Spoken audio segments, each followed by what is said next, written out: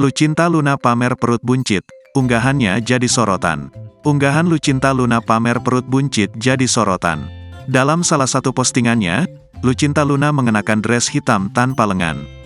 Dengan suasana malam, artis 34 tahun ini berpose dengan memegang perutnya yang kini sudah membuncit sejak pengumuman kehamilannya beberapa waktu. Di bagian caption, Lucinta menuliskan perasaannya untuk sang anak. Dia meminta agar buah hatinya tersebut tetap tenang karena Lucinta Luna berjanji akan merawat mereka. Tenang ya anakku sayang, aura Bumil begitu terpancar ketika mengandung anak-anak kami. Dan Mama Lomeh akan berjuang terus merawatmu anak baby salmon dan oktapus. Mama Lomeh pengen kalian setelah besar nanti jadi orang yang sukses yang bisa bikin bangga Papa Alan dan Mama Lomeh, sambungnya. Unggahannya itu pun kemudian menjadi sorotan publik. Banyak dari mereka fokus pada perut buncit yang dipamerkan Lucinta Luna. Pasalnya, bentuk perutnya dinilai agak berbeda.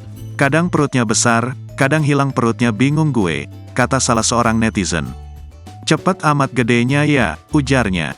Kok bentuk hamilnya petak bang? Tanya lainnya. Ini cuma aku yang lihat atau yang lain juga gitu liatnya? Perutnya kayak kotak gak nyatu ke pinggang gitu gak sih? Ucap yang lain.